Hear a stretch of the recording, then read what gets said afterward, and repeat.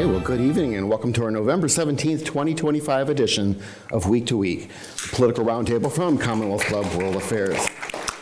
I'm John Zipper. I'm your host for Week to Week. I'm also the club's Vice President of Media and Editorial. And this is the last of the regularly scheduled Week to Week programs, I think you all know. No. Not everyone is upset, but I understand we have a special caller on the line. Dan, can you put him through? Hi, John. I just want to say congrats on 14 years of your great political show, Week to Week. As for Dan, Carla, and Melissa, your fake news has come to an end. This is goodbye, losers. Bravo.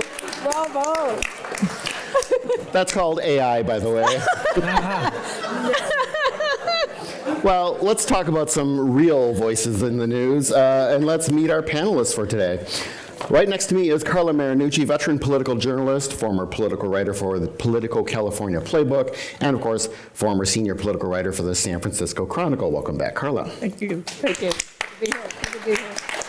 In the center seat is Dan Schnur. He's a professor twice over, once at the University of Southern California's Annenberg School of Communications, and also at the University of California, Berkeley's Institute of Governmental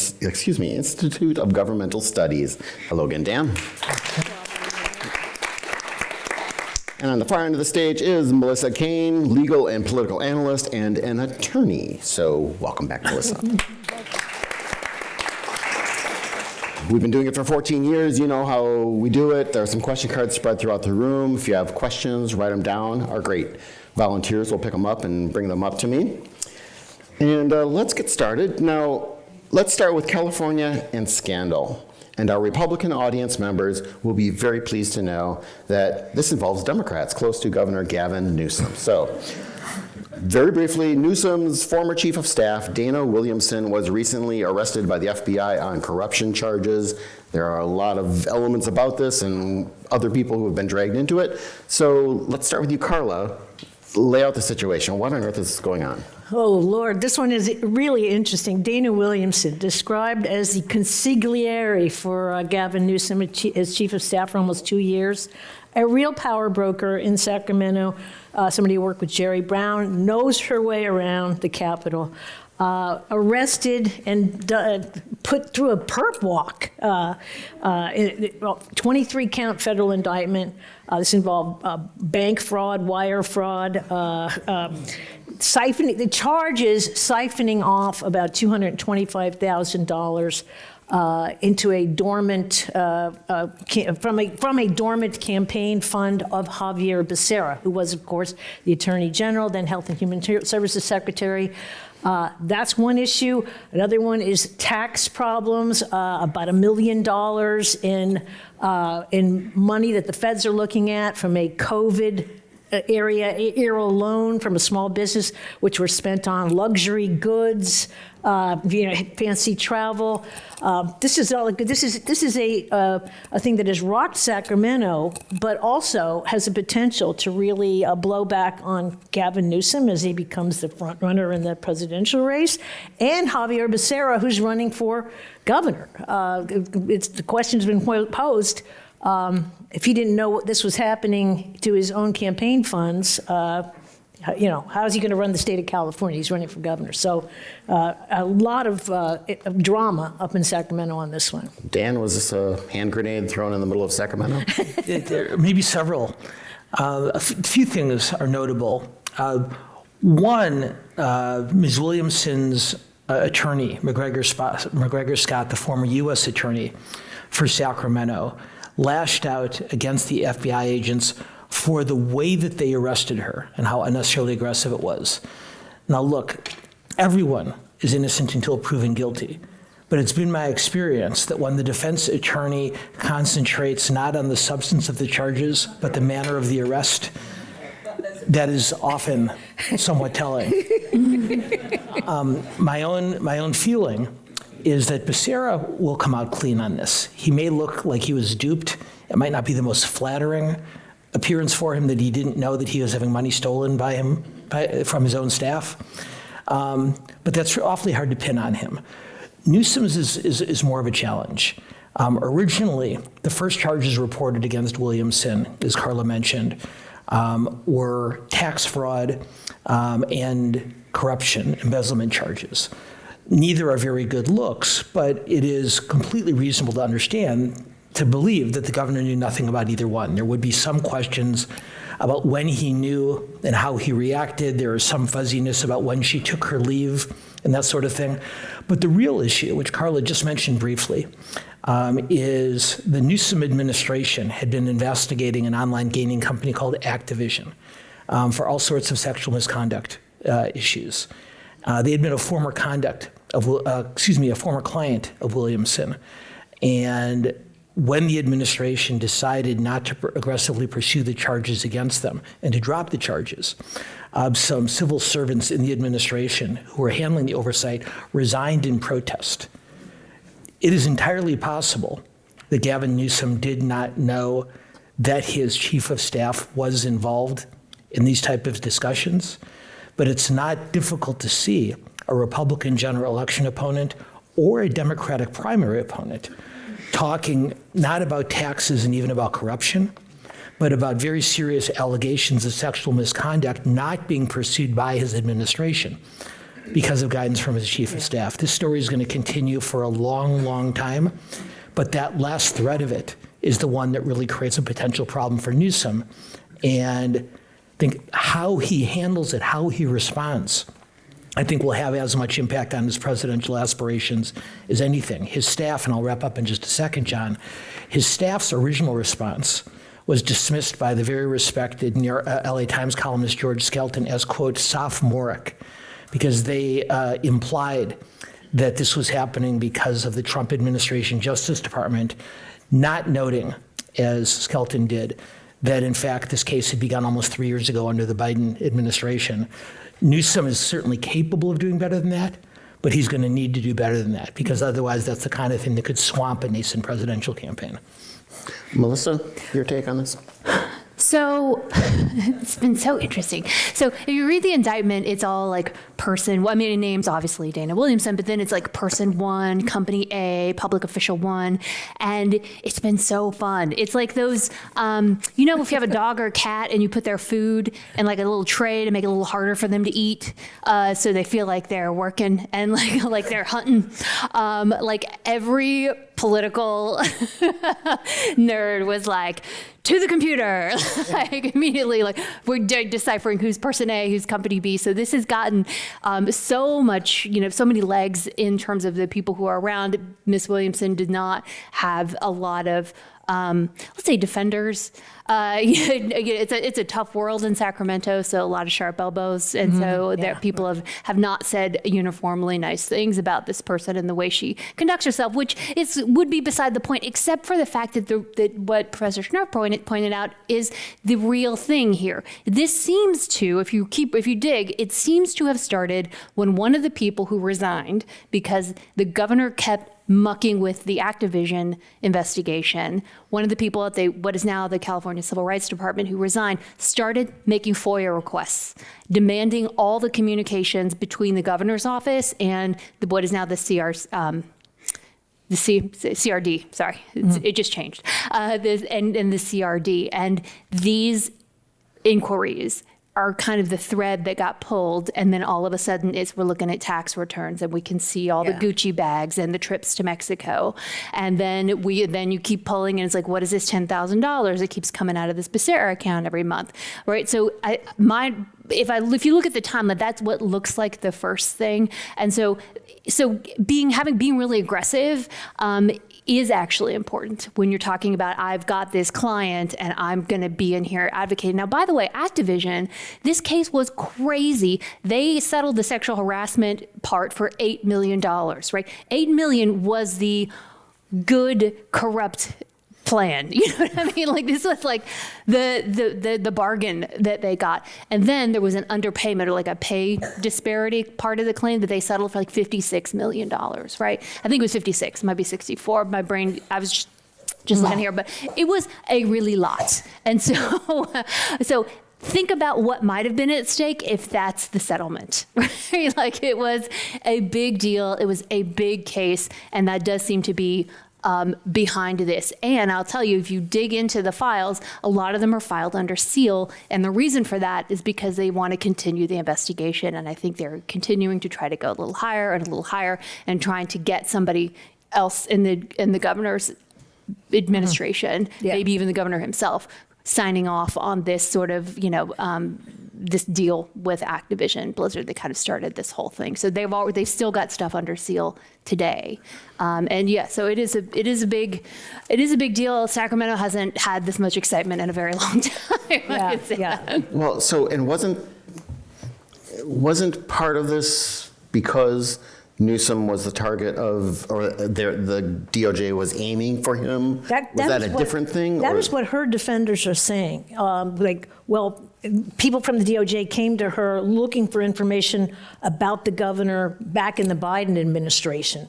And for some reason, one reason or another, that got dropped. This is where some of the pitfalls lie ahead for Newsom, depending on how this all gets developed. So I think this story is not going to go away anytime soon. It is ripe for all the political pundits out there to keep talking about it, and certainly not good for Becerra, I think, just because he's at, 8% in the polls, in the governor's race. Hasn't raised a lot of money, and, at this point. But Becerra, at worst, looks like a dupe. Newsom, this is potentially Yeah. much, much worse. And Melissa, you're exactly right. The cruises and the fancy clothes are headline grabbing, but that's essentially a 21st century version of Sherman Adams' Vicuna Coat. If you read, and we don't need to get into it up here, if you want to read about the specific allegations against Activision and the abject mistreatment of their female employees, that's really unsettling. And no politician of either party should want to have something like that happen on their watch. And if his best defense is, my chief of staff might have been involved, but I didn't know anything about it, I feel like that's the kind of thing that other presidential contenders might not be willing to just let sit. And when she left his office, by the way, he was aware of an investigation into her doings. And he released sort of a very glowing, response about her. So that's another problem for him. We'll see how that develops. Okay, well, this comes after a time when, in fact, Gavin Newsom had been riding high. So let's get into the recent November elections, and starting with Proposition 50, which here in Week to Week, a couple times we talked about.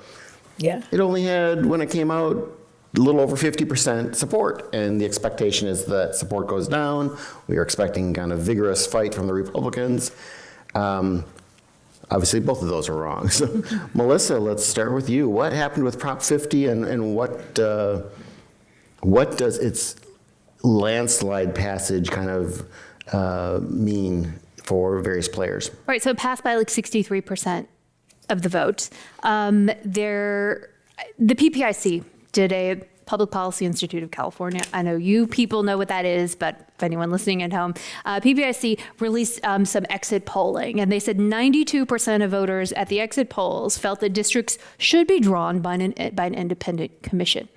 So what that tells you is that if 92% are saying we like commissions, but 63% are voting in favor of this was a very much an anti-Trump, or anti-status quo, whatever you want to call it, election.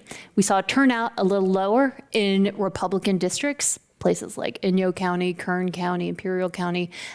Fresno County had lower turnout, at least so far as we know, based on, we don't have the final tallies exactly, but they seem to have some a lower voter turnout. So these two, so sort of very mobilized and excited, sort of folks on the left, and then some folks on the right who maybe didn't necessarily feel compelled to come out and defend this or defend Donald Trump or defend Texas redistricting or the commission, added up to this. And I think, in California, you can feel a little disempowered sometimes, right? I mean, like everything's run by Democrats. We know who's going to win, and then things are happening nationally and it's like, and so I think it seemed like a lot of folks, despite their desire to have a commission, felt like this was something they could do in the world to express frustration.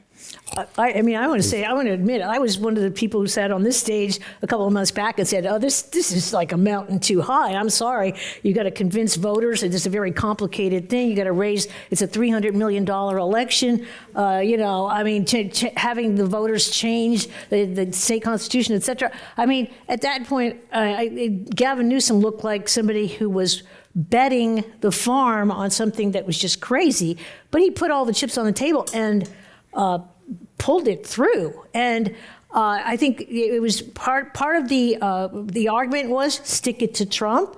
And that was an effective argument. It turns out that of the ads, the many ads that ran, the most effective was AOC's ad talking about affordability in California, and so it gave a lot of Democrats all over the country a chance to weigh in on this thing. And you have to give Newsom credit for what looked like a really big lift a couple of months ago. So believe it or not, there's actually a really important Commonwealth Club tie-in into all of this. Because back in the 2000s, Gloria Duffy, the organization's CEO, as all of you know, spearheaded an effort called Voices of Reform. And it was a commission co-chaired by our friend, former Assembly Speaker Pro Tem and current Santa Cruz Mayor Fred Keeley and I co-chaired this organization. And we as a bipartisan group, a multi-partisan group, laid out a lot of the principles for redistricting reform that were ultimately passed by the two ballot initiatives in 2010 and 2012. And none of them would have happened without the leadership of the Commonwealth Club. And so they deserve immense credit for that. So please, before we go any further, give the club a round of applause. Now, what we learned in doing that work is that for most Californians, redistricting is the least interesting word in the English language. But as we all know, it's one of the most important words. Mm-hmm. And the voters of California very emphatically decided that there was a fundamental conflict of interest in having politicians draw their own districts. I like to say that allowing politicians to draw their own districts is like letting teenagers set their own curfews. Even if everybody starts out the evening with the best of intentions, the hour gets late, bad things happen, and it goes from there. And so, as Carla correctly pointed out, the majority of Californians do support redistricting reform. And Newsom, who does deserve immense credit for this, was savvy enough to recognize that convincing Californians to care about redistricting reform, let alone vote against it, would be a much tougher path than to simply remind them why they didn't like Donald Trump. So turning an initiative about redistricting reform into a referendum on Trump in a deep blue state like California was politically brilliant, politically successful, and Newsom, who had already established himself as the most forceful and most effective Trump critic in the National Democratic Party, has had booster rockets attached to him ever since Election Day. So while this Williamson thing is not the kind of thing that any potential candidate would ever want under any circumstances, the timing is particularly difficult for him because it's coming at a time when money is flowing in from all over the country. He dramatically expanded his small donor base during the campaign. There was a laudatory piece by Carla's former employer, the Politico. Their lead political columnist, Jonathan Martin, wrote a piece simply declaring Newsom this weekend as the frontrunner for the Democratic presidential nomination. So all this happening, and all of a sudden now he has something in his lap that is a lot less pleasant. So yes, he deserves a great credit. And if he can find a way through this next set of challenges, it'll be quite a feat. Melissa, I know you had talked about when this first was announced, one of the things you were pointing out was this is a way that he will end up with a very big campaign war chest and contacts of potential voters and precinct workers, et cetera, across the country. Do we have any idea of what the scale is of what he's been able to amass from this? I mean, or has all this money that came in for the campaign, has it all been spent, or is there leftover money? Is it in an account that he can access or that Dana Williamson can access? I mean, where is it at?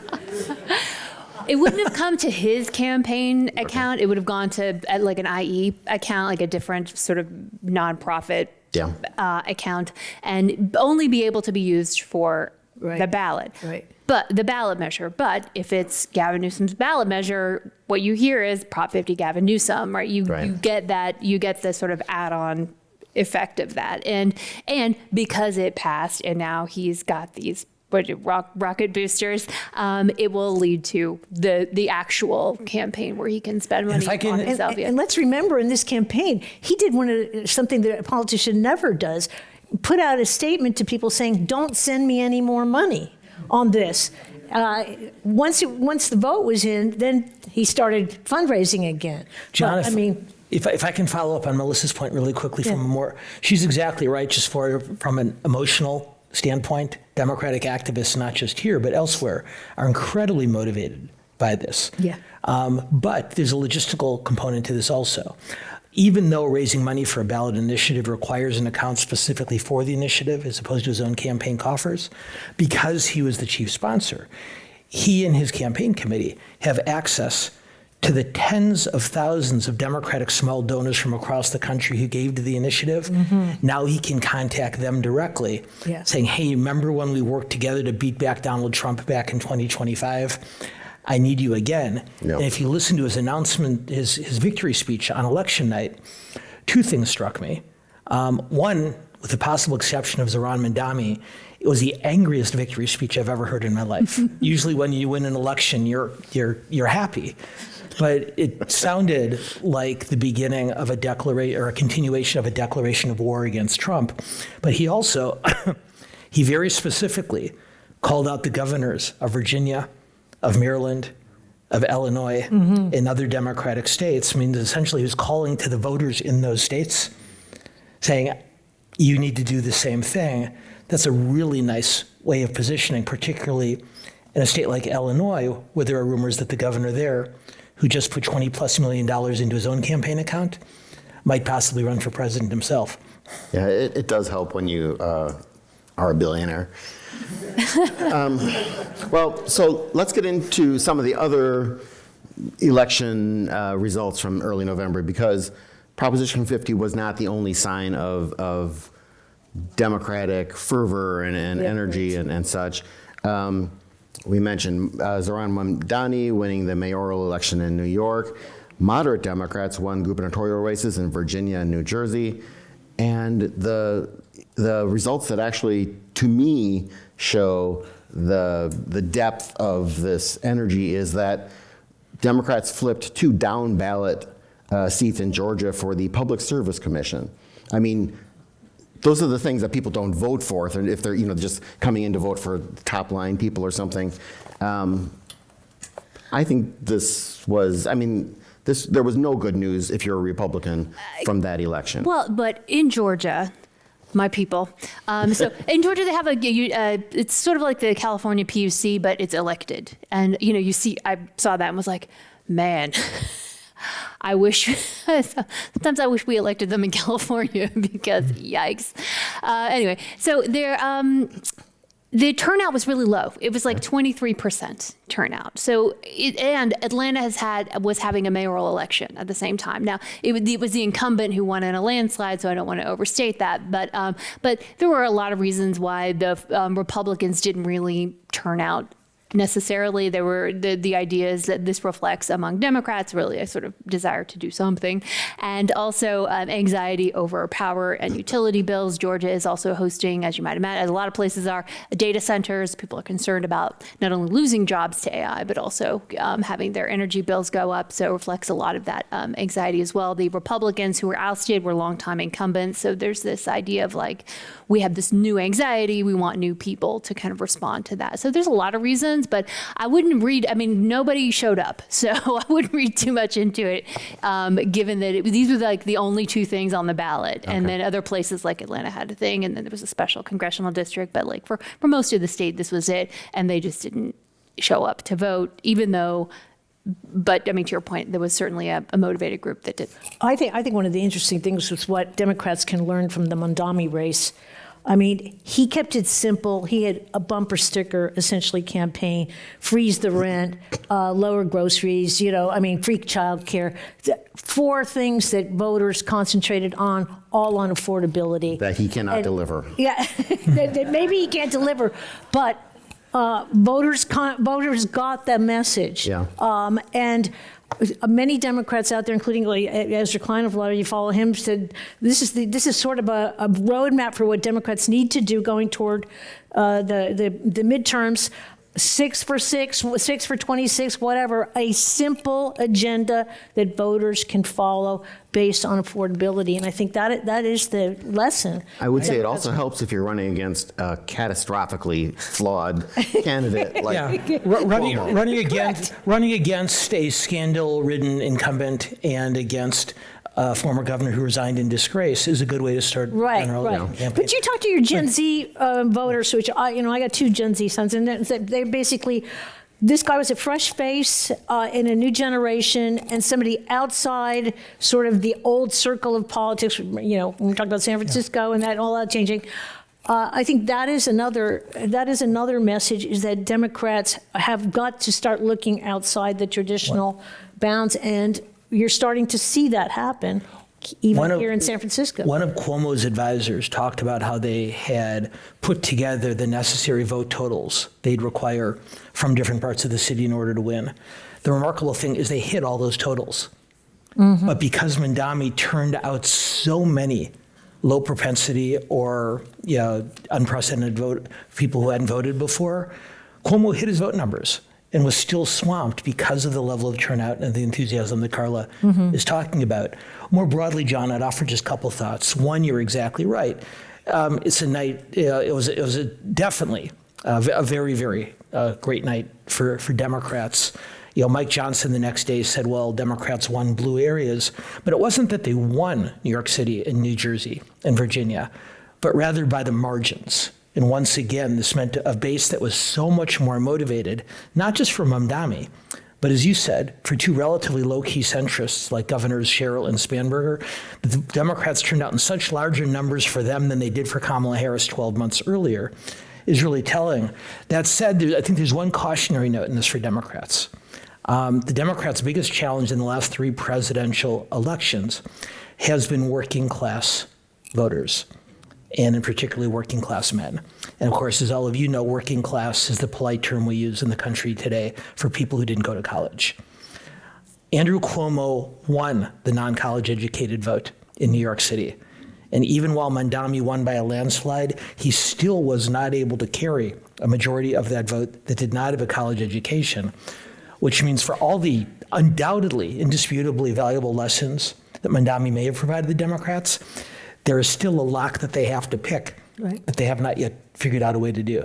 well, and Spanberger's message in Virginia, as I saw it, was stop talking about these social issues that rile up progressives.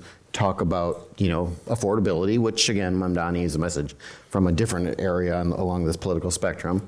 Is that the issue of having set things, but also affordability? That's an issue that talks to people across. What is it? There was an article recently about how even people with 6-figure salaries, I forget what the percentage of them was, but it was a huge percentage of them saying, yeah, we're living paycheck to paycheck. We're not just talking about the working class people who are earning maybe $55,000 or something. Yeah, look, you're even seeing Republicans like Marjorie Taylor Greene bringing it back to affordability now and saying health care, groceries. Like, can we stop talking about Argentina and going to war with Venezuela? Let's focus on. So I think this last election brought out and underscored the affordability is going to be the issue. It's always the economy, stupid. But Democrats have gotten away from that by talking a lot, as you said, a lot about social issues, not going to issues of crime, safety. Immigration was, is another one. But it looks like on that issue, Trump is losing ground.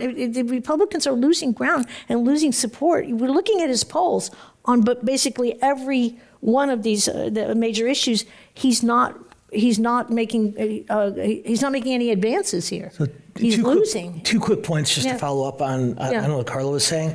I'd say one, if Donald Trump is reversing his own tariffs, that's a pretty good sign that inflation is an issue that is potentially damaging for him and his party next year. But on the immigration thing, Newsom's strategist wrote a fascinating op-ed in which they pointed out that a lot of the Prop 50 advertising did concentrate on Trump's deportation agenda. Yeah. And for several years now, Democrats have been skittish about the issue for understandable reasons. And when Trump was elected, Americans said by very large numbers that they favored a much more restrictive approach on the issue. But those numbers have been flipping over the last several months. And what Newsom's team realized is that they could use it not just to motivate loyal Democrats, but to move independents also, not by arguing about loosening the border or anything like that, but by talking about the oversteps on deportation. Yeah. And they may have identified a potential Achilles heel for Trump on that issue that we haven't seen before. Just a big, broad question. Does this put Donald Trump in lame duck territory? I mean, more so, does it mean his supporters and his own party in Congress starts to see him that way, and therefore we're going to see some more space between them? Are they less likely to be, cowed by the political White House talk that you get when you've gone off base? Well, I mean, I hate to jump ahead, but there, if you look at like the Epstein files, right? He's been saying it's a hoax. Well, first he said release them. They said it's a hoax, and then today he said, oh well, just go ahead and release them because Congress was going to go ahead and do that, and so you can either pretend like that was your idea or not. Well, he said that if the Republicans should vote for that, right? And that he would sign it. Yeah. If he's saying that, why doesn't he just release it then? Because the whole thing is basically to tell him to release it. So Yeah. I feel like you're really. I apologize for trying to find reasoning in. Please stop, John. It's been 11 months. We've all aged.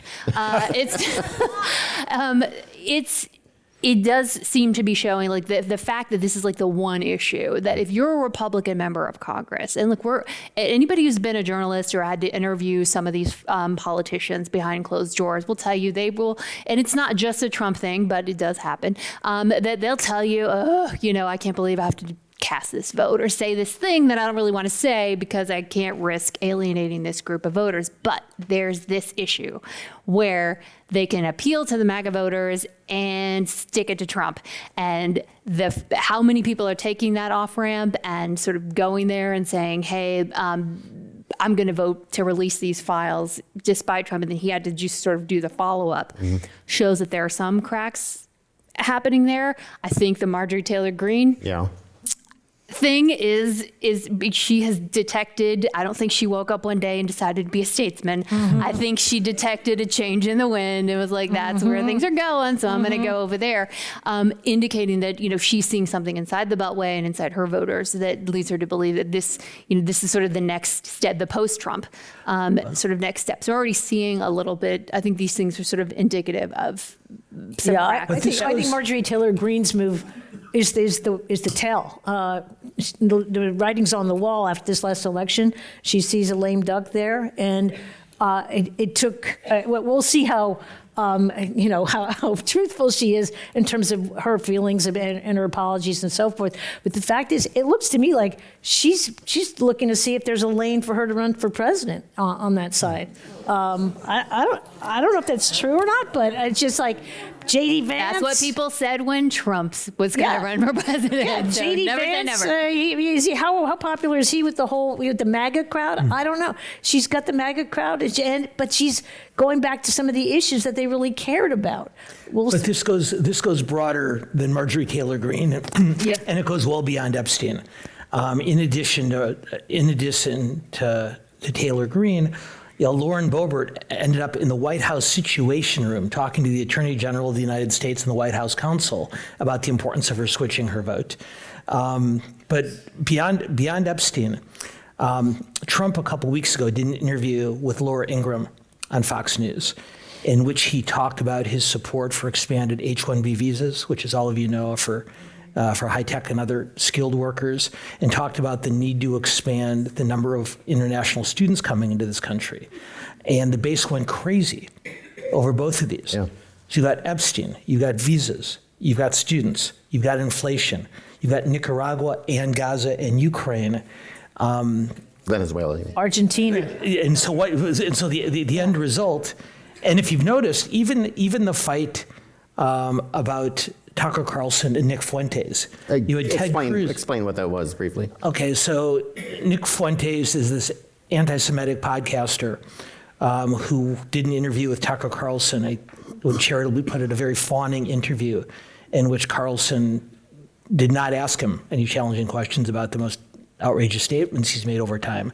Many leading Republicans, most notably Ted Cruz, were very, very harsh in their criticism, not only of Fuentes, but of Carlson. Trump, earlier just yesterday, defended them. And what appears to me where we're headed, John, is I think we will see in 2028 between half a dozen and a dozen conservative Republicans all calling themselves MAGA, but defining it in different ways. So let's assume Republicans will nominate a MAGA candidate in 2028, but we have no idea what brand of conservatism that means, because all it's meant up until now is somebody who likes Donald Trump. And each of his potential successors, whether Vance, whether Rubio, whether Cruz or others, well, I'll try to define it in certain ways. Predicting in advance, 3 years in advance, is a fool's errand. So, of course, I'm just the guy to do it. But I would say that the fight over defining the term is going to tell us where the party heads post-Trump. And you're exactly right. That process has begun in the last couple of weeks, and Epstein is the most notable example of it, but only one.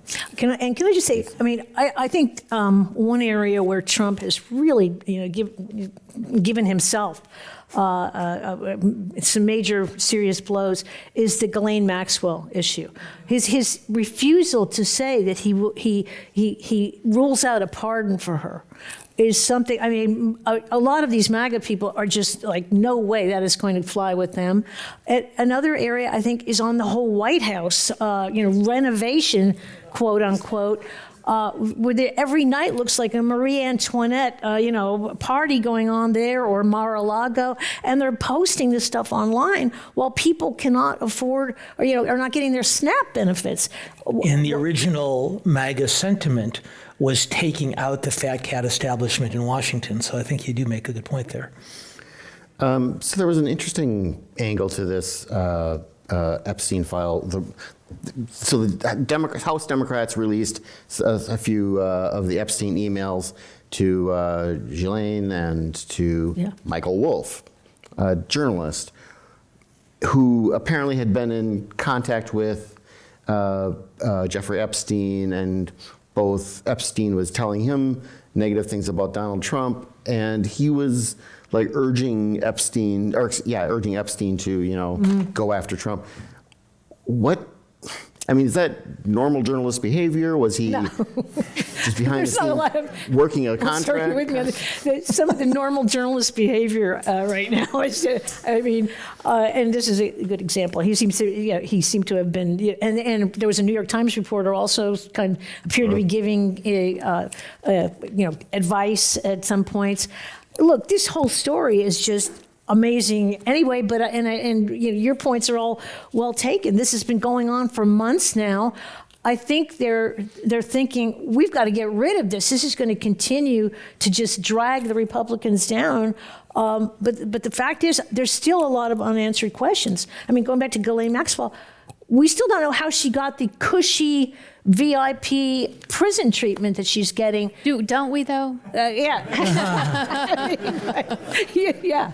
We're really unclear on why that happened. But nobody's asked the president on that. I'm just. What response do you think he would give? As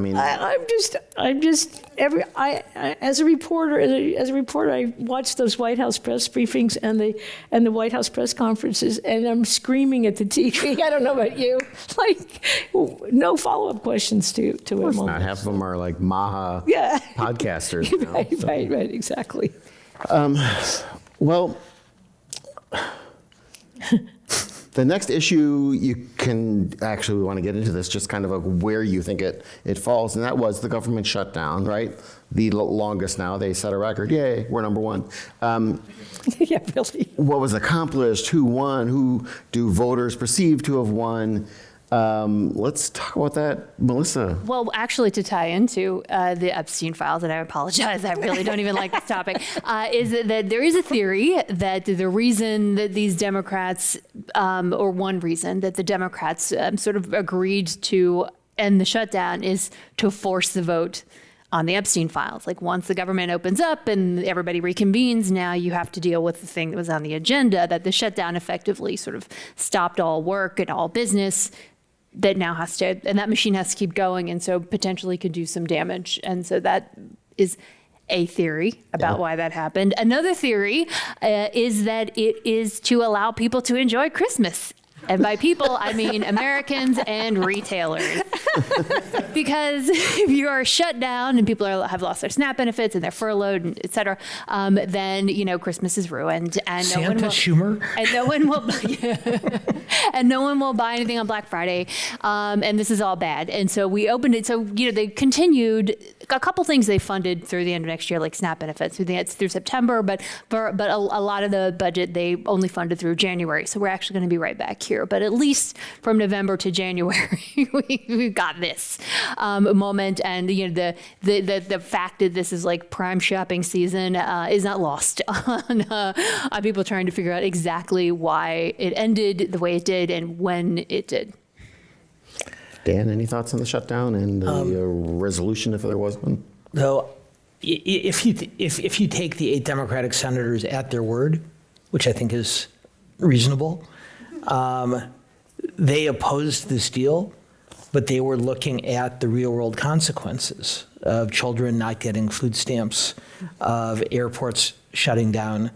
And I think what they realized, albeit 41 days late, is that no political party that has ever caused a government shutdown, under Trump, under Clinton, ever, no party that's ever called a shutdown has ever won, and they've never, ever gotten any concessions whatsoever out of them.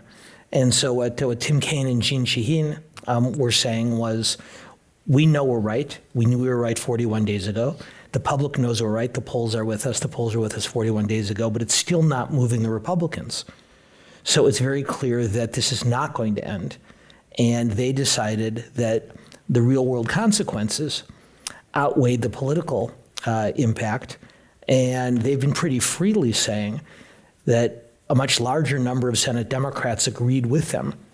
But because these 8 individuals were all up for re-election in 2028 or 2030 or not running for re-election at all, that they were able to put up these votes to protect some of their members who are equally concerned but would be facing voters next year.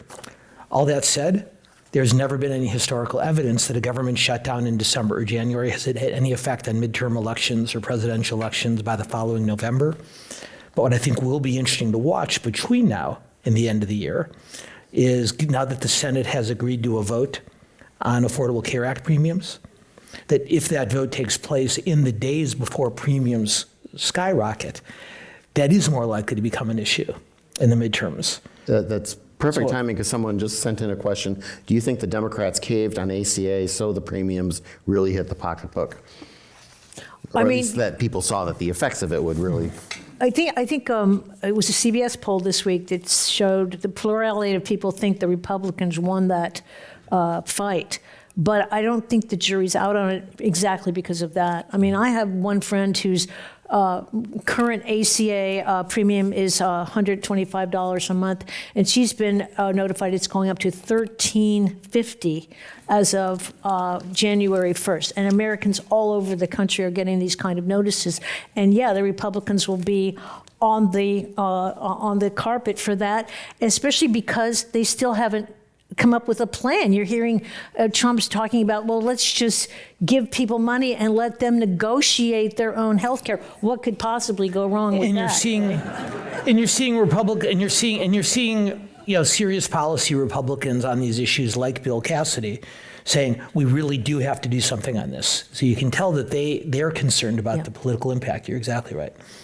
What about Chuck Schumer? He's been kind of the target of pretty much all the Democrats.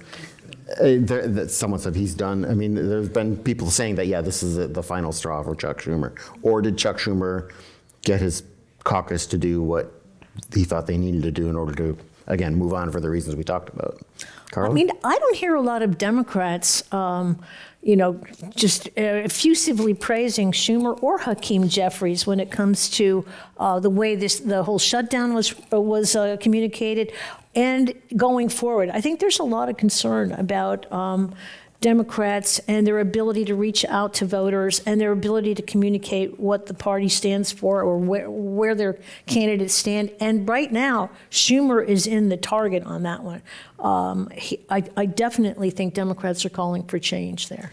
Well, I mean, he's not the senator for America, right? He's the senator for the state of New York, and they seem to like him. People have been calling, time of death on Susan Collins of Maine for, how many cycles, but the people that like her, they'll keep electing her. I haven't seen anything that would suggest that he's in danger, if he's even going to run again, but because he's been there quite a while, or, that he won't get reelected. But, you need a target, right? It's weird to talk about, 100 senators, right? You got to pick the guy.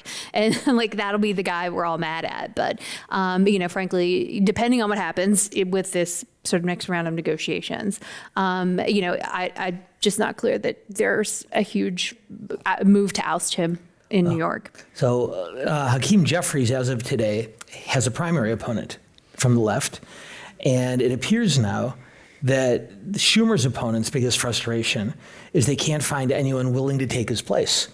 They're actually confident that they do have the votes to replace him, but they have not been able to convince any other Democratic senator to take the job.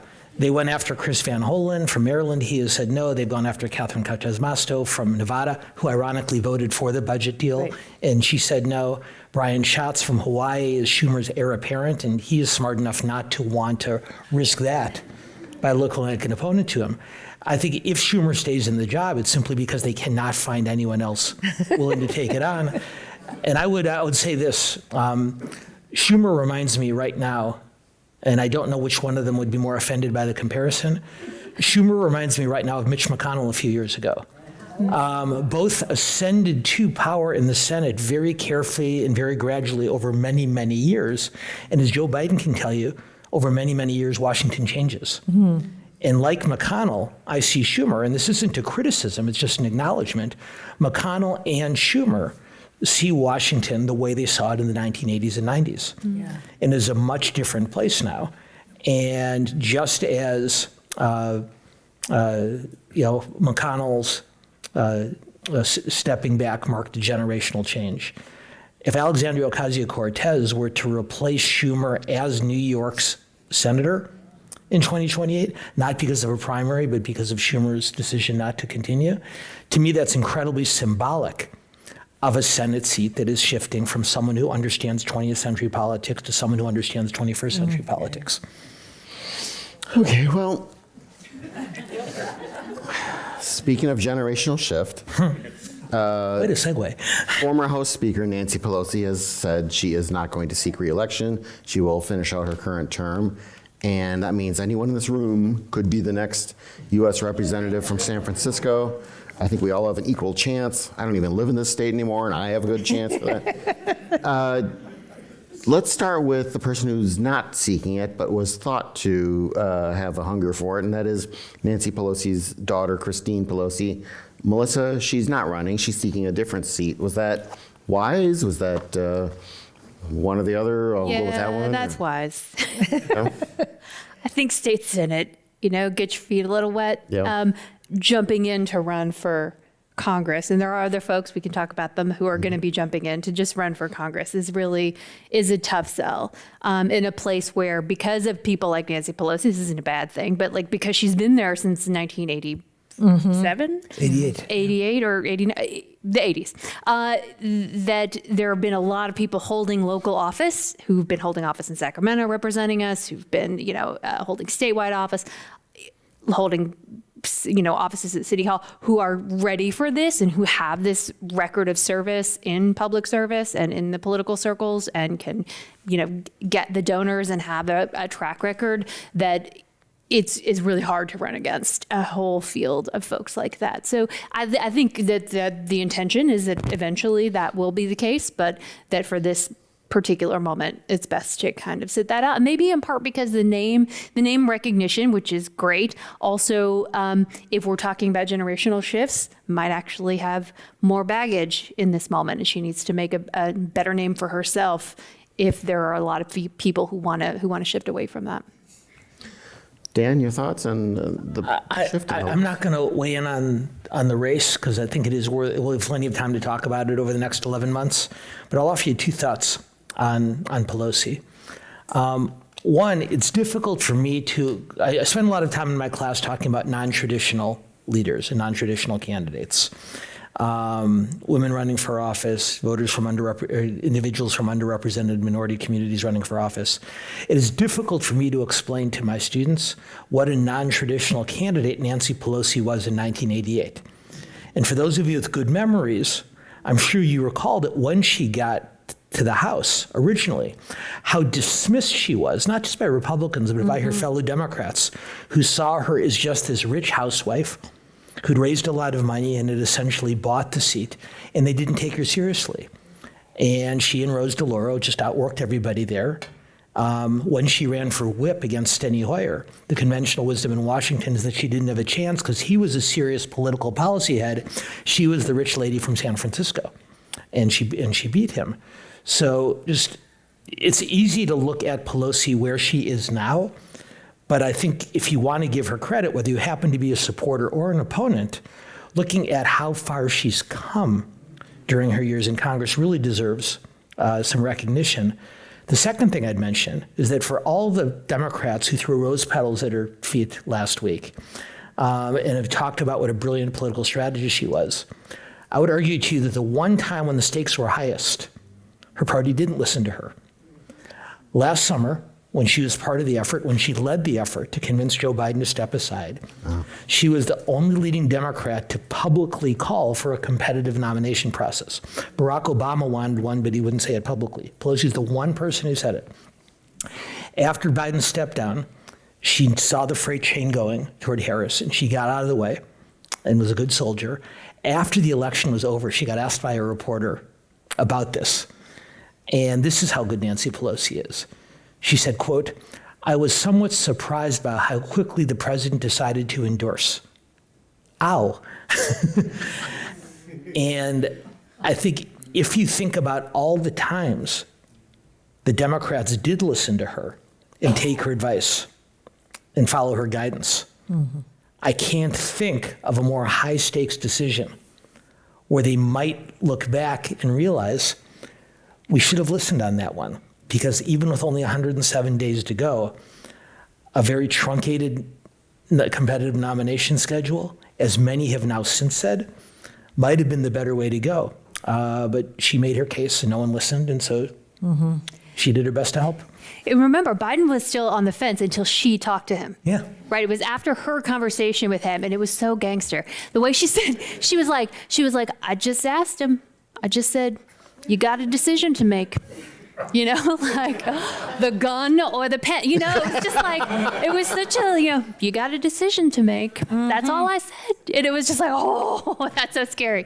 Yes, with the whole, like, I was surprised at the speed with which they, was just like, Yeah. Wow. No, and let's not forget, I mean, her incredible fighting for the ACA. She did put it over the top. You've covered it too, Melissa. I mean, it's like, to cover this woman in her 40-year career here, we're not going to see anybody else like this in politics. I mean, you watch her do 5 events a day in 5-inch heels, as she does in San Francisco, and just unbelievable energy. And those events that she had when you talk about gangster, sitting across Trump and with him and saying, don't underestimate my power. I mean, this is a woman who in San Francisco or in California, the country's never going to see anyone like her. But I would say this: what is unfortunate, and again, I think you can say this whether you're an admirer or a detractor, is for all she was able to accomplish for Presidents Obama and Biden. Ultimately, what she'll be remembered for in history was her pushback against Trump. So the policy accomplishments that she helped Obama and Biden achieve will become footnotes. Her ripping up the State of the Union speech is what goes down in history. Well, there's someone, I was looking at the people who are running for mayor, which is all of us. Mayor? Everyone. I'm sorry, not mayor, for Congress. And remember, to run for Congress, you only have to be a resident of the state, right? You don't have to live in the district. So now, of course, the reality is you should live in the district. Voters don't like it when people try to, do this from outside the district. The reason for this goes back to the Constitutional Convention, and they were afraid that there weren't going to be enough people living in the state to actually sort of have to live in the district. So as long as you just live like in the state or the Ohio Territory or whatever, then you could run. It was fine. So George Clooney could be the next House of Representatives. That's what I'm saying. Okay. It could be George Clooney. It could be any number of people. It could be some tech people who live in, the South Bay. I mean, you could have any number of people jumping in. But there is someone I do want to mention because we've got a bunch of the usual suspects. You've got people like Scott Wiener, who we know wants to run, but also Showkat Chakrabarty, who used to be the chief of staff for AOC. He's from Texas. He's a software engineer, made like $100 million inventing Stripe, and now I guess feels real bad about it and is a socialist and wants to remake the economic system from which he's dramatically benefited. So fun. So he lives here now. He's self-funded. He's mostly self-funded. He's also raised some money. He's self-funded by about $700,000. He's raised about $200,000, but he's also going to be running from the left, sort of an anti-democrat party, an anti-democratic party person running on a sort of let's remake the economic system platform. So he is, and talk about like your backstabbing quotes. They asked Scott Wiener about this. And Scott said, I understand he's raised a lot of money. And I'm paraphrasing. He said, I understand he's raised a lot of money and he's spent it on digital ads. And that's good. He needs name recognition since he hasn't done anything to serve or contribute to the San Francisco community before now. Ouch. And it was like, ooh, respect. John, if I can Respect the game. John, if I can steal your role for a minute, as a Southern Californian up here visiting. So I know a lot about this gentleman because I've read about him. I know a lot about Wiener because of all he's done in Sacramento. I know a lot about Pelosi because she's her mother's daughter. Everything I've read says that Nancy Pelosi's preferred candidate is a county supervisor here. And I'm wondering what you can tell the rest of us, number one, about her, and what it is, in your opinion, that attracts Nancy Pelosi so much. Any thoughts on Connie Chan? Connie Chan, Yeah. I don't know Connie Chan, so I can't say what, but I think Pelosi has also had sort of relationships with other, we're talking about London Breed has talked about getting into this too. I don't think this race is totally finished yet. I think we're going to see other people getting into it. Connie Chan is not a moderate, as we talk about politics in San Francisco. She is on the left, but she's someone she's very pragmatic, and she's someone, and this is important because Nancy Pelosi's, one of her main constituencies has always been unions, right? The Labor Council, for example. And so if you're transferring sort of bases of support to a successor, they like Connie Chan. There's nothing to object to there. She can sort of take on that constituency. Matt Haney's another person whose name has been who's thrown around, who also has good relationships with the local unions, and so that's actually the constituency to look for. And and Connie Chan has sort of made that. Other than that, it's not clear to me if she's not an extraordinary. And I say this just because the Board of Supervisors doesn't really let you be extraordinary. It's not her. She's very lovely, but she's a member of the board. It's hard to really be a superstar from there. But you just see somebody I think who's on the left and also pragmatic.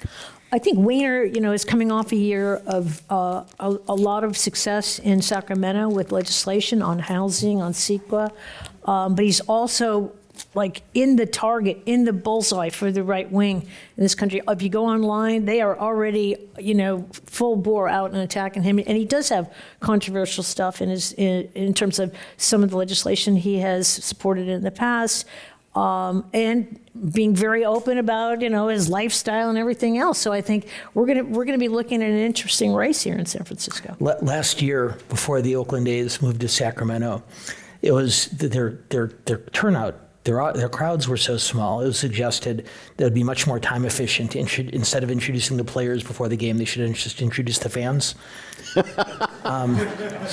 It sounds like maybe we're going to need to do the same thing in the San Francisco congressional race. Exactly.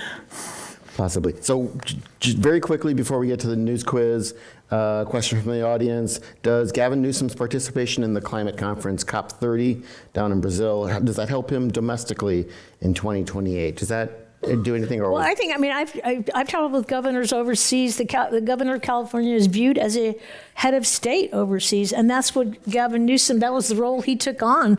That is, the United States wasn't there officially. I'm here for it.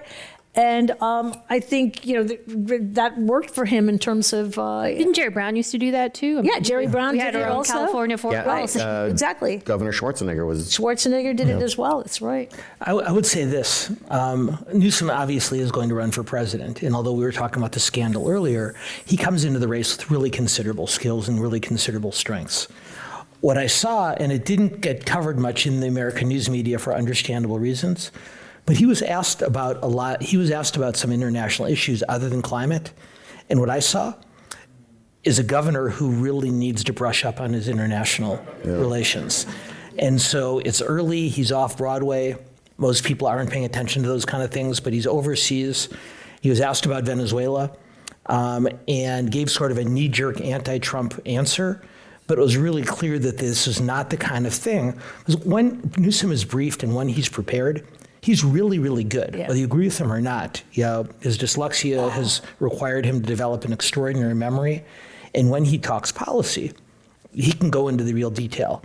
And it was very clear that he just isn't there on foreign policy, and he's going to have to get there. I think the one thing I would say is my political colleague, Jonathan Martin, wrote about this week. There is no other candidate out there looking toward the next presidential race who understands the importance of social media and the phone more than Gavin Newsom at this point. He does get it in terms of the memes, the communication out there, reaching those younger voters.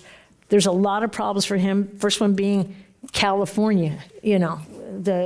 California is not a place where a lot of the country wants to be or feels connected with. And his elite status, wine merchant, French Laundry, all that other stuff. He's got a lot of stuff to deal with, but communication skills, as you said, Dan, to watch him tackle really incredible, and complicated financial issues and have it all in his memory, as he used to do those budget briefings for 2.5 hours for reporters with everything in his head.